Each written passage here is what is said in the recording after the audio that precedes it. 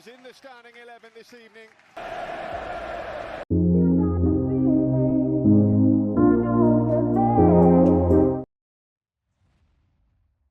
PSG kembali menorehkan tinta emas dalam sejarah sepak bola Prancis.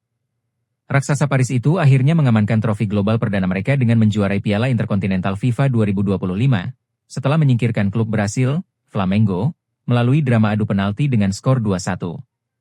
Kedua tim sebelumnya harus puas bermain imbang 1-1 selama 120 menit di Stadion Ahmad bin Ali, Al Rayyan, Qatar, Kamis, 18 Desember 2025, dini hari waktu Indonesia Barat. Kemenangan ini menjadi yang ke-50 bagi PSG di semua ajang sepanjang tahun 2025, sekaligus melengkapi raihan 6 gelar dalam satu tahun kalender. Sebaliknya, Flamengo kembali harus menunda ambisi menambah koleksi gelar global, yang terakhir mereka raih pada 1981. Dengan hasil ini, PSG resmi tercatat sebagai klub Prancis pertama yang mampu menjuarai kompetisi antar klub tingkat dunia, sebuah pencapaian bersejarah yang menegaskan ambisi mereka di level global. Real Madrid memastikan tiket ke babak 16 besar Copa del Rey 2025-2026 setelah menaklukkan Talavera dalam duel yang berlangsung di Estadio El Prado, Kamis, 18 Desember 2025, dini hari waktu Indonesia Barat. Pertandingan Talavera versus Madrid tersebut berakhir dengan skor tipis 2-3 untuk kemenangan tim tamu. Sejak peluit awal dibunyikan, Los Blancos langsung tampil menekan dengan tempo permainan tinggi. Aliran serangan terus dibangun secara rapi, namun disiplin pertahanan Talavera membuat Madrid harus bekerja ekstra untuk menciptakan gol. Kebuntuan akhirnya pecah jelang akhir babak pertama lewat hadiah penalti. Kylian Mbappe dipercaya sebagai Algojo dan menuntaskan tugasnya dengan tenang, mengelabui kiper lawan sekaligus membawa Madrid memimpin. Manchester City kembali menunjukkan konsistensinya di berbagai kompetisi. Pasukan Pep Guardiola berhasil mengunci tiket semifinal Carabao Cup usai menaklukkan Brentford dengan skor 2-0 dalam pertandingan yang berlangsung di Etihad Stadium, Kamis, 18 Desember 2025, dini hari waktu Indonesia Barat. Kemenangan ini memperpanjang laju impresif City menjadi 6 kemenangan berturut-turut di semua ajang. Walaupun melakukan rotasi cukup masif, dominasi The Citizens tetap terasa. Hasil ini menjaga peluang mereka untuk menambah koleksi trofi Carabao Cup menjadi yang ke-9 sepanjang sejarah klub. Di sisi lain, Brentford kembali harus menelan hasil pahit saat bermain tandang. Kekalahan ini memperpanjang rekor buruk mereka menjadi 5 kekalahan beruntun di laga away, dengan 4 diantaranya berakhir tanpa gol. The BS kini dituntut segera bangkit dan mengalihkan fokus ke Liga Inggris, di mana mereka akan menghadapi Wolverhampton yang saat ini masih terpuruk di dasar klasemen pada akhir pekan mendatang. Bek Timnas Indonesia dan Borussia Mönchengladbach, Kevin Dix, mengaku tidak sabar untuk memainkan partai derby Borussia pertamanya. Ia bertekad untuk memberikan segenap kemampuannya untuk memenangkan laga ini. Kevin Dix resmi menjadi pemain Mönchengladbach di musim panas kemarin. Semenjak kedatangannya, ia kini menjadi sosok yang krusial di lini pertahanan di Vogtland. Pada akhir pekan ini, Kevin akan memainkan sebuah laga syarat gengsi. Ia dan rekan-rekannya akan bertamu ke Signal Iduna Park untuk menantang Borussia Dortmund di lanjutan Bundesliga 2025-2026. Laga bertajuk Borussia Derby ini menjadi salah satu laga syarat gengsi di sepak bola Jerman, dan Kevin antusias untuk tampil di laga ini. Sangat menyenangkan rasanya bisa tampil di derby Borussia pertama saya, buka Kevin kepada bola.net dalam media roundtable Bundesliga yang digelar baru-baru ini. Real Madrid dan Xabi Alonso kembali menjadi pusat perhatian setelah tekanan terhadap sang pelatih belum sepenuhnya mereda. Kemenangan atas Alaves memang memberi napas tambahan, tetapi belum cukup untuk mengamankan posisinya. Manajemen Real Madrid disebut masih menunggu konsistensi hasil dan peningkatan performa tim. Evaluasi menyeluruh akan terus dilakukan hingga akhir tahun kalender. Selain hasil pertandingan, cara bermain tim juga menjadi indikator penting bagi manajemen.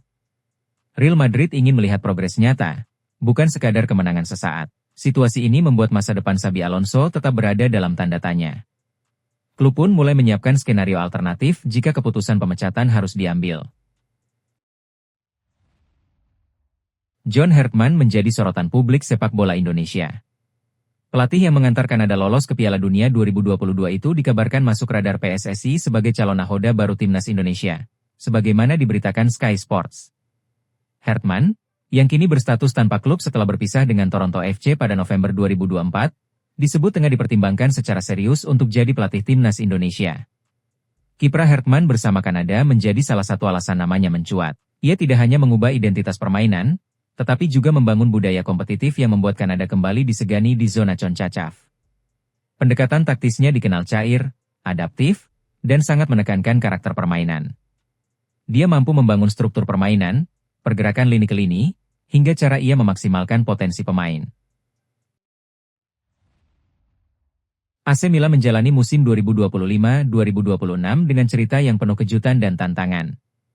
Dengan skuad yang terbilang ramping, Rossoneri tetap mampu bersaing di papan atas Serie A di bawah arahan Massimiliano Allegri. Milan bersaing dengan rival seperti Inter Milan dan Napoli. Jarak 1 poin dari puncak menjadi bukti efektivitas kerja sang pelatih. Namun perjalanan itu tidak selalu mulus, terutama saat badai cedera mulai menghantam. Keterbatasan jumlah pemain perlahan memperlihatkan dampaknya di momen-momen krusial, termasuk di laga terbaru melawan Sassuolo. Situasi inilah yang memunculkan kembali pembahasan soal bursa transfer Januari 2026. Agen Allegri, Giovanni Brancini, pun ikut angkat suara soal kebutuhan Milan ke depan. Daftar peminat Joshua Zirkzee di musim dingin nanti bertambah. Striker Manchester United itu dilaporkan menarik minat 2 klub Premier League di bursa transfer nanti.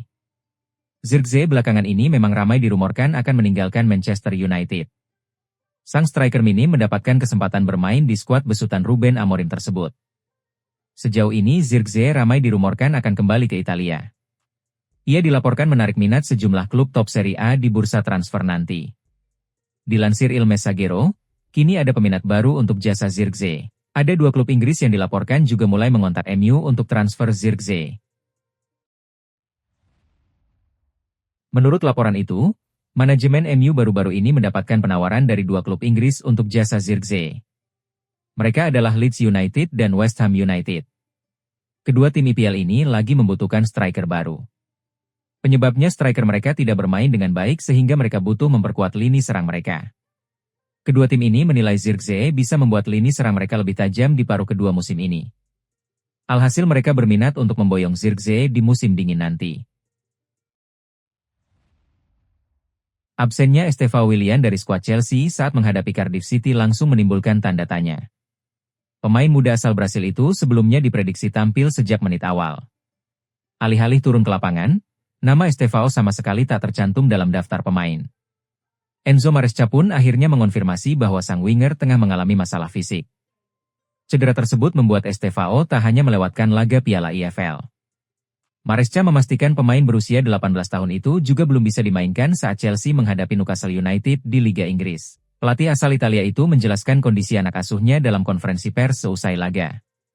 Ia mengatakan, masalah kecil, masalah otot, ia tidak akan tersedia untuk pertandingan melawan Newcastle. Kita lihat saja untuk pertandingan selanjutnya, ucapnya, seperti dikutip dari Sportsmall. PSSI memilih bersikap tenang dan tidak gegabah dalam menetapkan pelatih anyar timnas Indonesia. Sikap tersebut ditegaskan oleh anggota Exco PSSI, Endri Erawan. Ia menuturkan bahwa PSSI enggan mengulangi kesalahan serupa dan menegaskan tidak ingin kembali membeli kucing dalam karung. Artinya, PSSI tidak mau lagi kejadian Patrick Kluivert di timnas Indonesia terulang lagi. Pelatih yang menukangi tim merah putih haruslah sosok yang memiliki track record yang baik. Kami tidak mau lagi membeli kucing dalam karung, ujar Endri Erawan dalam sesi konferensi pers PSSI yang digelar di Menara Mandiri, Jakarta, pada Selasa, 16 Desember 2025, malam.